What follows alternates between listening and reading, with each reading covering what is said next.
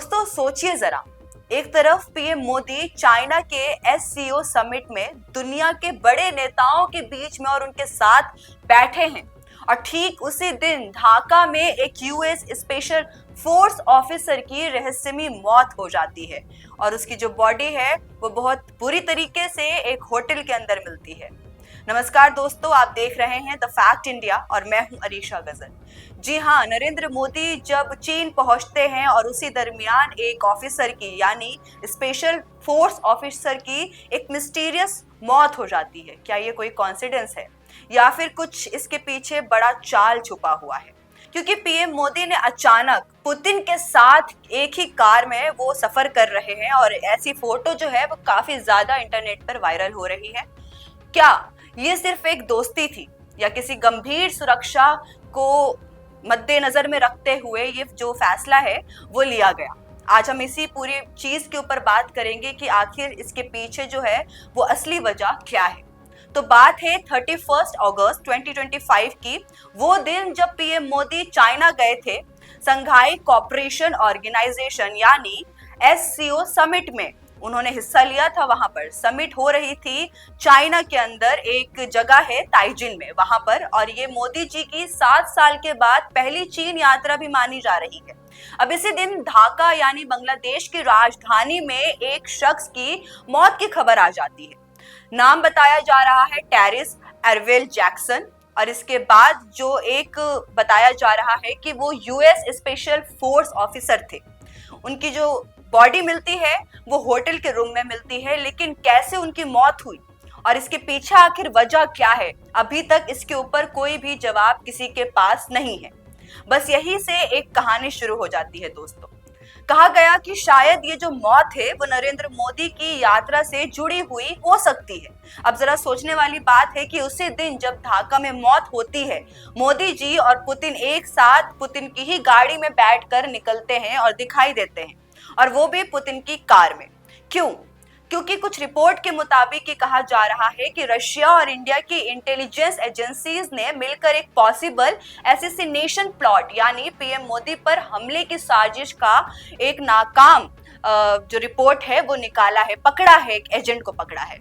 अब बैकग्राउंड को समझते हैं कि आखिर ये पूरा मामला क्यों है और क्या है। साउथ एशिया में पिछले कुछ सालों में इंटेलिजेंस वॉर काफी तेज हुई है।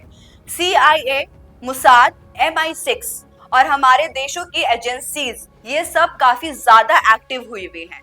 एक्सपर्ट्स का कहना है कि बांग्लादेश कई बार ग्लोबल स्पाई एक्टिविटीज का हॉटस्पॉट रह चुका है, और अब टेरेंस जैक्सन जैसे यूएस ऑफिसर की मौत भी ठीक उसी टाइम, उसी दिन हो जाती है जब नरेंद्र मोदी चीन में होते हैं। तो शक तो होना लाजमी है दोस्तों। कई एनालिस्ट ने कहा है कि हो सकता है कि पीएम मोदी की इंडिपेंडेंट फॉरेन पॉलिसी और रशिया के साथ जो नजदीकी बढ़ रही है इंडिया से, इसके पीछे पश्चिमी देशों को कुछ ज्यादा तकलीफ हो रही है और उन लोगों ने ही शायद नरेंद्र मोदी पर हमला करने का प्लान बनाया हो। अब शायद इसी वजह से एक हाई लेवल प्लॉट तैयार किया गया था जिसको इंडिया और रशिया इंटेलिजेंस ने मिलकर नाकाम कर दिया। अब आप ये सोचिए कि क्या ये सब कुछ एक इत्तेफाक था या वाकई में नरेंद्र मोदी जी के खिलाफ कोई इंटरनेशनल कॉन्स्पिरेसी चल रही थी? क्यों नरेंद्र मोदी जी ने समिट से लौटकर सेमिकॉन समिट में ये कहा कि मैं चाइना गया था? रात ही मैं जापान और चीन की यात्रा करके वापस लौटा हूं।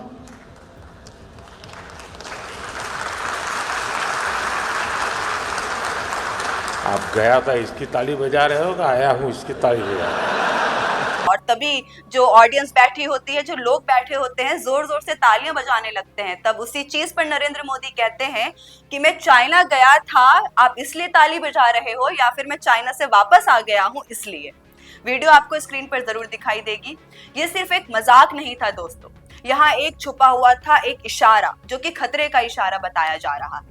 एक तरफ तो ये साफ है कि आज की दुनिया में राजनीति सिर्फ भाषणों और चुनाव तक सीमित नहीं रही है, बल्कि एक इंटेलिजेंस गेम तक भी जा चुकी है, जो कि एक पावरफुल चेस बोर्ड भी बन रही है।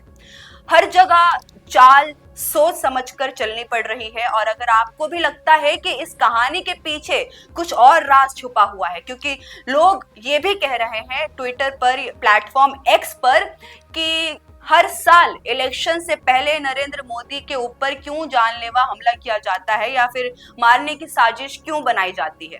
नीचे कमेंट सेक्शन में जरूर बताइएगा कि आपको क्या लगता है कि ये सिर्फ एक कॉन्सिडेंस है या फिर इसके पीछे कोई एक प्लॉट छुपा हुआ है, पॉलिटिकल प्लॉट जिसको कहते हैं।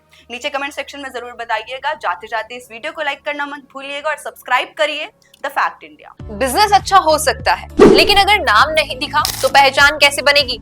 अब टेंशन छोड़िए, द फैक्ट इंडिया आपके बिजनेस को देगा वो पहचान जो पूरे राजस्थान में हर किसी तक पहुंचे। न्यूज चैनल पर विज्ञापन, पॉडकास्ट और प्रमोशन के जरिए आप सीधे 5 लाख सब्सक्राइबर और 10 करोड़ से ज्यादा व्यूज तक अपनी पहुंच बना सकते हैं। तो देर किस बात की, आज ही द फैक्ट इंडिया से जुड़िए और अपने बिजनेस को बनाइए हर घर का नाम।